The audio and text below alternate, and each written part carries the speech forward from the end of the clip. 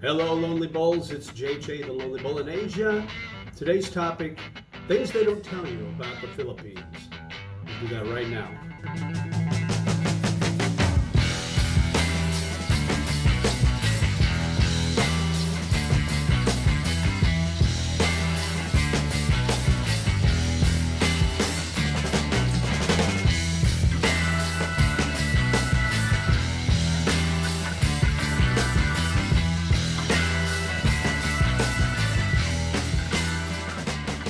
Okay, so the Philippines is a great place to visit, to live.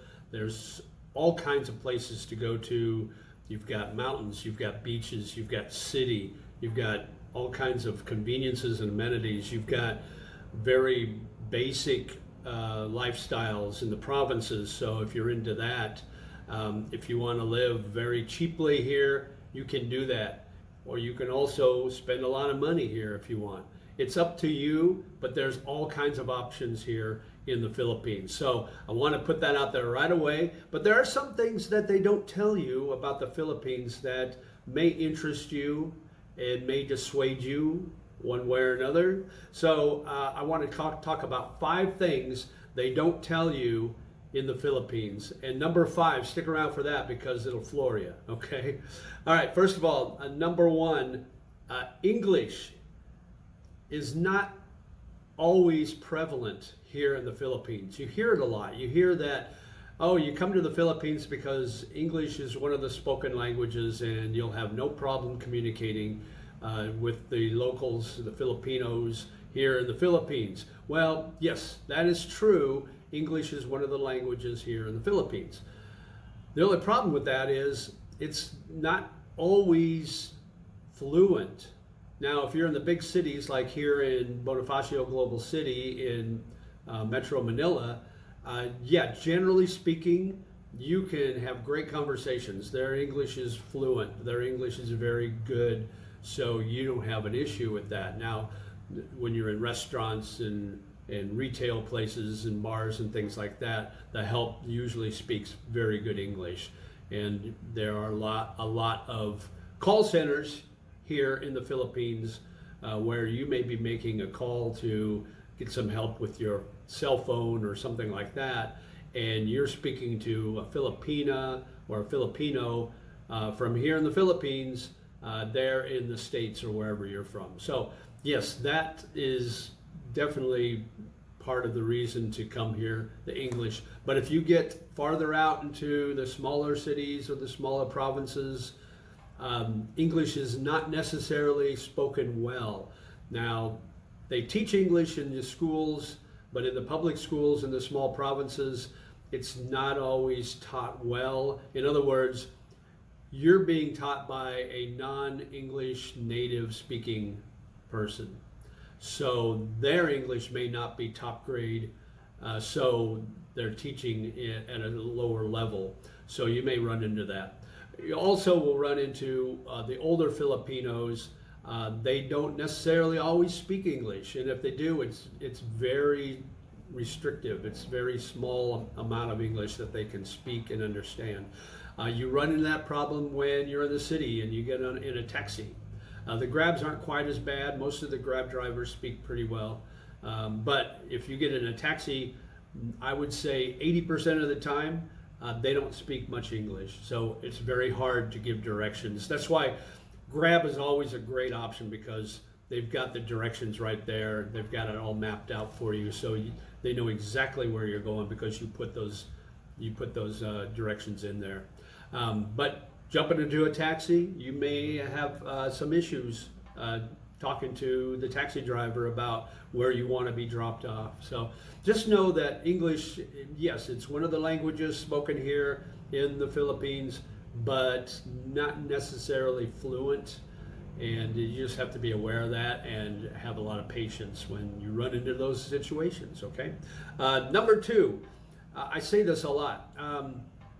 Don't make a lot of friends when you come here. I mean, when I say a lot of friends, like, 10 or 20 in your circle of friendship. Keep your circle of friends small. That's my advice. You can take it or leave it, but I will tell you from experience, if you have too many friends, you can run into two issues. Two issues that you can run into if your circle of friends is too large. Number one is, we call it chismis here in the Philippines, where if you get a group of friends and maybe a small fraction of them are getting together at one time and they end up talking about somebody that's not in that group at the time. So a little bit of gossip goes around. And it happens, and I'm guilty of it as well. It's just, that's human nature to talk about somebody. So that can happen. So if you keep your circle of friends small, those friends will remain good friends to the end, and then you don't have any, you don't have any fragmenting of the friendships, and then you don't have to worry about, this guy's talking about this guy, and this guy's talking about this guy, and you're friends with both of them, so now you're kind of stuck in the middle because they're no longer friends. So you just have to keep your small group of friends small, and you won't run into nearly as much issues as you would if you have a large group of friends. The other problem with having a large group of friends is, I like to go have a beer or two every once in a while. We have a small group of friends that meet on Friday afternoons or evenings in Forbes-town, and we call it the Bucket Brigade because we go to these places that have these specials on a bucket of beer. So you can get 6 beers for 400 pesos. So we all show up there and we share a bucket. Well, if you have a larger group of friends, maybe you've got some friends that they would like to go out and have a beer too, but they can't make it on a Friday. So they contact you and say, hey, a couple of us are going out Sunday, you want to join us? And so you say, oh yeah, okay, I'll go join you for a beer or two. And so now you're going on a Sunday and a Friday, and then if you've got that large group of friends, and maybe they can't go on Sunday, or maybe they can't go on Friday, but they can go on a Tuesday. So he's like, okay, I'll go join you for a couple of beers on a Tuesday. Before you know it, if you got a large group of friends, you're meeting every day of the week and you're drinking your liver into, insanity. So you just be careful, and that's why I say keep your circle of friends small, or make sure your friends don't drink. That would be the ultimate plan. But that's number 2. Number three on the list of things you might not know or things they don't tell you about the Philippines is Christmas is celebrated 5 to 6 months out of the year. Yeah, if you don't like Christmas and you don't like all the pomp and circumstance that goes with it, then you might not want to be in the Philippines between September and February, because they go full on with Christmas celebration. Now myself, favorite holiday next to St. Patrick's Day, which by the way they don't really celebrate here, which is sad. But it's a great holiday, and the Philippines, they do it up right because it's such a Christian-based country. So they really go all out with the Christmas decorations. Starting September 1, you're going to hear Mariah Carey, All I Want for Christmas Is You, in all the malls, and it goes straight through till February. In fact, this last year, they had the decorations up in BGC here up until February 10th, which was Chinese New Year's. So that's 5.5 months of Christmas celebration. So, which is great for me. I love it. And I love all the lights and all the Christmas trees. And every weekend, starting September 1st, every weekend, they add a little more and a little more and a little more decorations to all the malls and all the streets and all the little neighborhoods in BGC. And it's just fantastic. And, they've got trees everywhere. They've got a couple of them in High Street. On High Street South, they've got a big tree they put up. Even in my condo, in my tower in the courtyard, they put up a huge tree there, and they have an official lighting ceremony in my condo tower where they have a wet bar, so they serve drinks, and they have music, and they have this official lighting of the Christmas tree, and it's really kind of cool. Because our condo does a lot of neat little things, which is fun. But they have an official start of Christmas season on 5th Street and High Street, 5th Avenue and High Street, where they block off 5th Avenue, and they have this huge celebration. They got a big stage set up, and this last Christmas they had artificial snow flying everywhere, so everybody was out and I would say 90% of these people have never seen real snow, so it was really a cool thing for them to see, and I videotaped it, and it was neat to see the snowflakes, the big snowflakes falling down. It kind of made me homesick a little bit of being in Nebraska and Kentucky and Tennessee and Indiana and Colorado where you get that snow. But yeah, it's a really neat celebration here, but they do it starting September 1 through till February. So just be aware that if you love Christmas, that's a good time to come out. If you're not a big Christmas fan, and you want to visit here, I would do it between February and August. So you can avoid that if you want. Okay, number 4, brownouts. They're actually blackouts.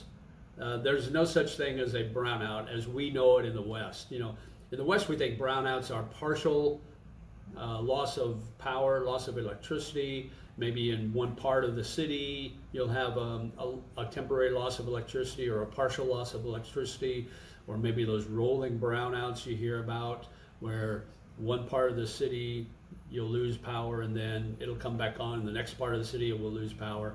No, brownouts, they call them brownouts here, but they're actually blackouts, meaning everything loses power for the entire day usually. It's usually about a 12-hour blackout or brownout as they call it.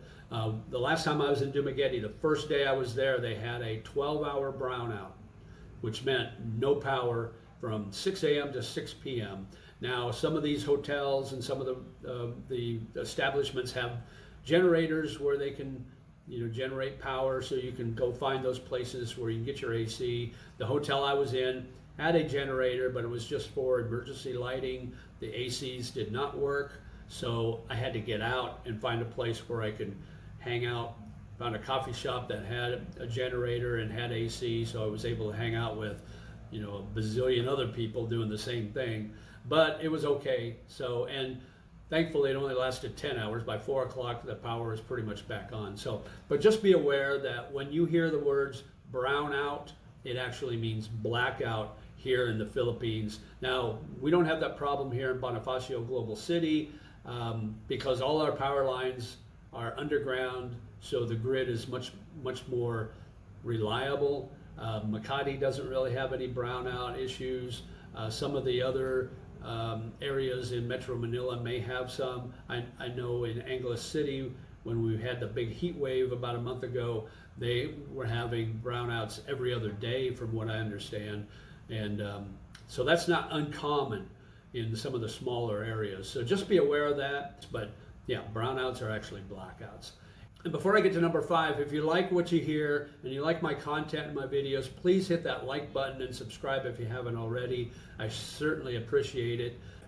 All right, so number 5, cockroaches are everywhere. I mean, literally, you cannot go to a condo without having an issue with cockroaches, basically. Now, there are areas and there are places where they don't really have a cockroach issue, but generally speaking, wherever you go in the Philippines, you're going to have cockroach issues. Okay, it's just part of living in the Philippines, so you have to kind of get used to that. You're going to see cockroaches everywhere, from little tiny ones to big ones. It happens. So my advice is, if you're moving here and you want to live in a condo, make sure you check, maybe ask, hey, are there any cockroach issues here? Or ask what the policy is for spraying. Now, my unit here, my condo here, they'll spray, and it's all part of the association fees that you pay. It's all included in that, which my owner pays, so I don't have to pay. So they can come in, and I have them come in and spray every 2 weeks. And they'll do a thorough spraying, so it keeps the cockroach population down. So I don't really have an issue with it. But they'll do that for free for me. It's all part of the association fee. So check with the condo before you sign that lease to find out if the association pays for pest control or pest spraying. So just make sure you understand what the ramifications are, because eventually you're gonna see one or two, and if there's one or two outside, that means there's more in the walls and they're coming from somewhere. Maybe your neighbor is not real clean, so you need to kind of be aware of who your neighbors are and what goes on there. So that's just, cockroaches you're going to run into that problem. Now, I know I'll get some comments and say, oh, I've never seen a cockroach here. I've been here for 15 years, blah, blah, blah. Well, good. That's great. You're an exception to the rule. But yeah, so just be aware that, there's bugs here, but not to the extent of in the West. Now, there's roaches in the West. Where I grew up, our biggest thing were spiders.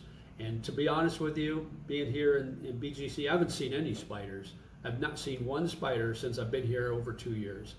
Now in the West, you've got spiders, you've got bees, you've got wasps and hornets and moths and who knows what, and of course the roaches, centipedes and millipedes, and beetles and locusts and cicada.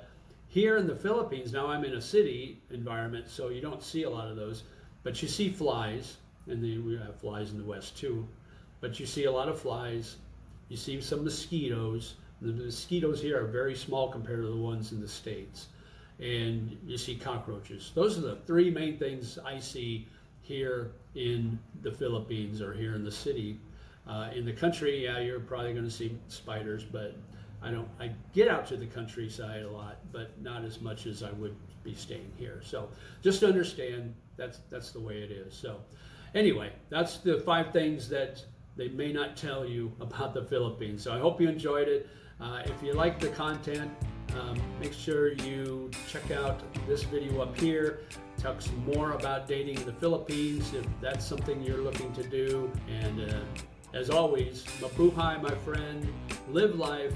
And until next time, take care. Bye-bye.